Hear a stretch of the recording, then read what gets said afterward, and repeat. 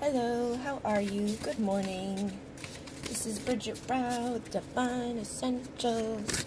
So, I have a event tonight, and because of the event, I'm not sure how I'll feel later. So I wanted to just jump and give you guys a little bit of something for the day, and see what comes through. We have number 5. This is the deck that I just made yesterday. Big changes are coming. Stay grounded in truth as we navigate these changes. So the way that I did these is that this message is from Spirit, and this message would be from your person. So your person is asking you to stay grounded in your truth as we navigate these changes that are happening, and that big changes are actually coming for you. So, you know, whatever you've been in, funny, on the bottom is ego death. So parts of the ego are being stripped away. The more you resist, the more it will persist. I'm trying to release the sneaky behaviors that hold us in separation. So that can be like the self-sabotaging thoughts. That can be, you know, third-party situations. That can be telling you one thing but meaning another. You know, sometimes I feel like the truth is hard for your counterparts sometimes because they get like freaked out by it. You know, the ego tells them to resist it, but the more that they resist things, the more it persists. So if you're going around pretending like you don't care about somebody when you actually do, that care is going to continue to grow and grow and grow and grow. And I think it's funny that these came together because this says stay grounded in truth as we navigate these changes.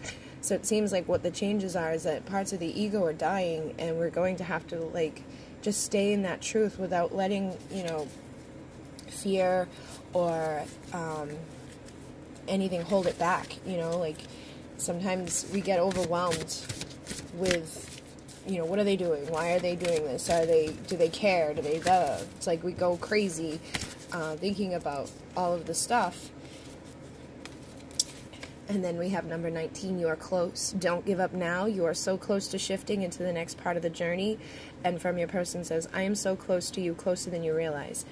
So these are really positive messages. And I think it's awesome the way they come out like this. And number 9 is on the bottom of the deck. Endings and new beginnings. Every phase must be completed before the next begins. What beliefs are keeping us stuck? Let's clear them and move on.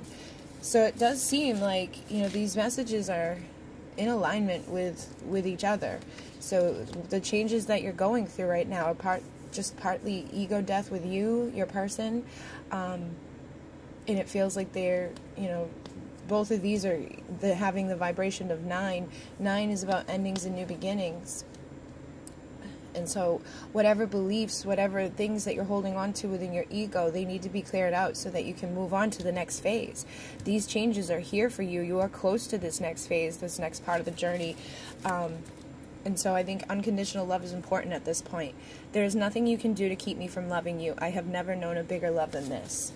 So try not to go to fear. Try not to feel like you've done anything wrong. Try not to let your ego trick you into thinking there's something wrong with you, or that this person, you know, is, you know, and try not to believe, like, the lies. Like, sometimes you can lie to yourself about how they actually feel or how you feel.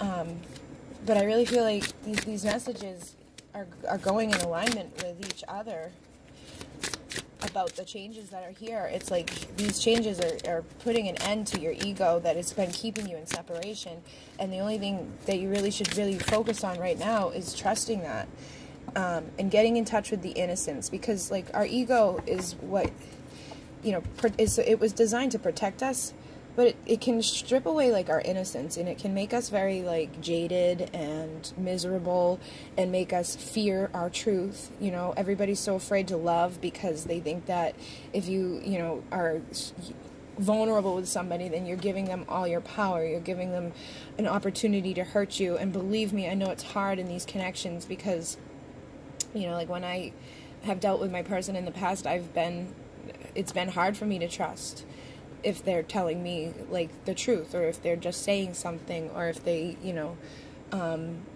or if, like, I'm doing something wrong, you know what I mean? It's, like, hard to know what the right thing to do is. So I think part of the ego death, too, is tapping into the innocence of the inner child, and, you know, getting back into that playful part of yourself, having fun with each other, or just having fun with yourself, you know, and like sending the vibration of joy and love to your person. And it's funny because I just saw this like sticking out at me. The dolphin is all about joy. So tune into like the dolphin consciousness and you know, get into the alignment with joy, the inner child, having fun, you know, tapping into that innocence can really help you with stripping away the parts of the ego that are telling you you're crazy, or telling you to hold back on your love, or telling you to keep it in check, because, you know, sometimes, especially for the feminine, I feel like it's like hard for us to open up at a certain point and be vulnerable, or to express like our love, because every time we've been hurt. But your person mirrors you there, so you have to know that at some point they've been hurt too, and tap back into the innocence before all of that hurt, before all of the separation, before all of the pain, before all of the ego thoughts came in to tell you that there was something wrong with you or something wrong with each other, and know that these changes are coming and that new beginnings are coming. So stay in that vibration of just loving yourself and your person. And let's see if there's any other message that wants to come through. Nurture. It's funny because last night I woke up in the middle of the night and I got these two cards, Nurture and Faith. And then Loyalty and Balance were also there. I got all four of these last night. I did like a little spread for myself. I woke up in the middle of the night and I was like, why am I awake? What do you need to tell me? And these are the ones that I got. So it was basically like what is needed at this time. And it's like your person needs your loyalty. They need you to nurture and protect. Okay? So it really goes along with this innocence and this trust. And all of these messages here. It's like you have to trust, you have to tune into the innocence inside of you, of the love that you actually have for this person, and then nurture that love, and be loyal to that love, be loyal to the person that you've, you know, been through many lifetimes with. Maybe tune into those past lives and see how you can nurture them in those times, like what happened, what went wrong, that, you know, needs to be healed and cleared, what could be holding on to the ego in this lifetime that is still in needing of nurturing. And with the balance, this is the integration of male and female aspects. So this is also needed now too. So these big changes, these ego death is like an integration and a balancing of both aspects. And that can be difficult for feminine because you may not know how to like really tune into your masculine side. And that can be difficult for the masculine because they may not know how to fully turn into or tune into their feminine side. But I think they're getting closer there. And so even doing, like, as the feminine, you know, like being in that nurturing, loving energy for your masculine can show them how. And for masculine, you have to show your feminine how to be in her strength. And that loyal energy, too, is important for that. Because I think a lot of feminines have gotten to this place where they think that men can't be loyal, men can't be trusted, that if you're innocent, they're just going to hurt you. And we need to nurture them and protect them so that they can be loyal to us, if that makes sense. And we have to have faith.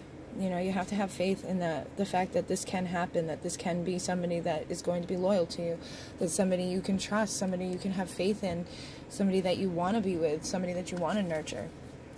So I'm just going to grab some from the Crystal Visions. See what comes through.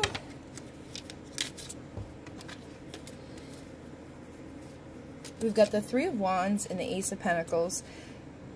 So the Three of Wands can traditionally be seen as somebody waiting for their ships to come in.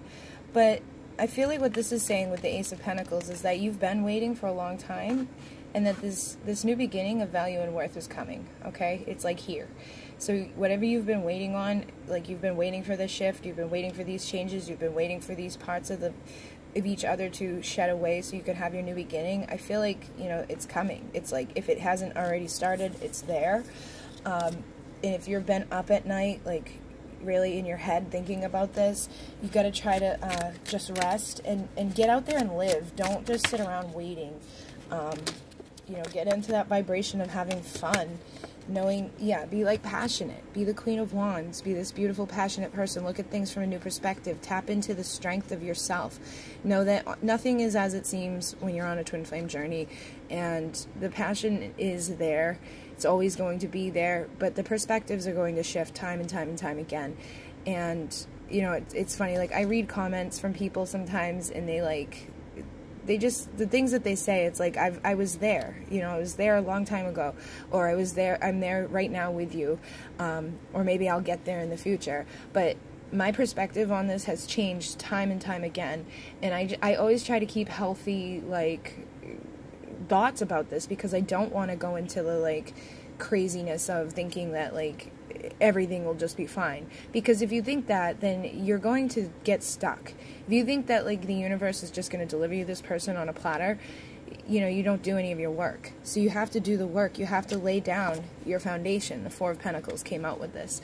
And through doing that, you know, it's also enjoying life. It's not just sitting around and being miserable. It's not just sitting around and waiting for the universe to say, okay, here he is, or here she is. You have to become the best version of yourself. You have to do the work, and not focus on being left out in the cold, not focus on the lack mentality, because that's just what you're going to continue to see. You know, and I always try to have that healthy belief, too, that, like, I really need to keep myself going and laying down my foundation, because I may never get my person fully back, you know what I mean? If you never get your person fully back, that's... I want to make sure that I'm not, like, leaving myself like this, right? And it's healthy. It's not me, like, saying, like, no, not everybody's going to be together and blah, blah, blah, blah. I'm not trying to be negative. I'm trying to be healthy with myself and realizing that it's, you know, two people going through something, and, you know, twin flames can be destined to be together, but sometimes people pass away. Sometimes people, like, there's twin flame readers out there who their twin passed away.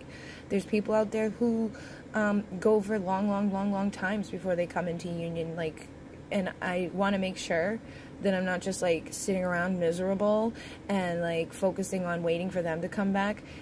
So it's like I'm focusing on manifesting my foundation for myself. I'm focusing on healing for myself. I'm not juggling my value and my worth anymore depend upon, like, this person. You know, I'm working for me, and I'm passionate about this person. I would love for this person to be in my life, but I also need to take care of me, you know? So if you're just, like, sitting around thinking, like, all I have to do is wait, you know, make sure you're not in that place. And I know many of you aren't, but there are people out there who I know feel like, you know, all I have to do is just sit here and wait, and it'll come. And in many ways it will, but in many ways you're just prolonging it, because you're not getting into the place of victory within yourself. You're not standing up and looking through new perspectives. You're not having that healthy understanding of enjoying life in the moment. You know, some people really get caught up in the fact that their person isn't there, and they get caught in this energy, and then it affects everything around them. Everything falls away. Your money, your hopes, your dreams, your desires. You get just cold and isolated, and it's not a great place to be. You're sitting there with all these daggers in your heart, and you should be healing them. You should be taking them out and really working on becoming the best version of yourself. Yes, you're bound to this person. Yes, you're bound to this connection, but you're also bound to yourself and to living the best life that you possibly can. So let me just see if I can get you guys a message about how they're doing today. So we've got the Lovers and the Hangman. So it feels like they do, you know, they do care about you. They do want to be with you, but they're stuck, you know. And they always do this. They always get stuck. There's love there, but in regards to, like, making a decision to come forward, they're kind of just hanging and stuck. Or you could even be talking to your person, but they're still holding back because they're afraid. Their ego is going through a lot. And the best thing for you to do is just focus on being the best version of you. Don't get stuck. Because if you get stuck, they're going to stay stuck. If you focus on the negative aspects of, you know, the isolation and the feeling of not having your person, those are the burdens that you're going to continue to carry. And at some point, you got to lay them down and start over, have a new beginning for yourself, where your cup overflows, where you're, you know, bringing in the love to yourself, and then that opens up space for them to come and give you clear communication. The King of Swords speaks their truth. They tell you how they feel. They tell you what they want and what they feel.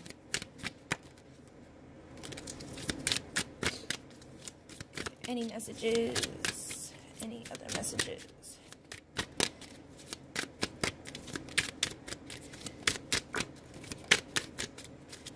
I don't know. Oh, one. The Wheel of Fortune. So I do feel like many people are rising out of the darkness. They're rising out of these feelings of being, you know, hurt and abandoned, or, you know, so bound to the fact that their person isn't there, that they're living in this, like, place of, like, misery. The Wheel of Fortune is here spinning to bring you abundance, but you have to be in alignment with it. You can't just sit there and think that, okay, this is going to come to me because the card says so, or because whatever. You have to be in the vibration. Being creator of your reality isn't just thinking about these things. It's like becoming these things. It's taking physical action steps into making things happen for yourself, healing things that you know need to be healed within yourself. That's the best thing you can do, is nurture yourself, be loyal to yourself, trust in the connection, tap into the innocence of the inner child, allow for the ego to go away, and know that the changes are coming because of that. Because you've had faith that things will balance out, they will. But you also have to, you know, not just sit around and believe or hope. You have to be in that vibration of receiving and balancing. You know, it's like you have to actually feel it for it to show up. If you're, you know, thinking like, I'm going to manifest $1 million, but you're sitting there like worried about your bills, or worried about this, or, you know, how am I going to do this, or how am I going to do that, you're not in the same vibration of the abundance that you're trying to manifest. And so in a connection like this, if you're thinking like they're going to come back to me, but you're also feeling that, like, the big lack in your life because they're not there, then they can't come back. And so it's like a balancing act, and nobody has all the answers. I don't have all the answers, but I know that there's a lot of things to do. We can't juggle our value and our worth. We can't sit around thinking and just waiting and hoping. We have to actually take action. We have to heal these daggers. We have to release ourselves from the binding that we have. Like, yes, you're going to feel them. Yes, you're going to care about them. But you don't have to be hung up and miserable, feeling like you've been left out in the cold just because they're not there. At some point, it's time to stop waiting for the ships to come in and get out. And make the ships come in, you know, get into the ship and start exploring your life for you.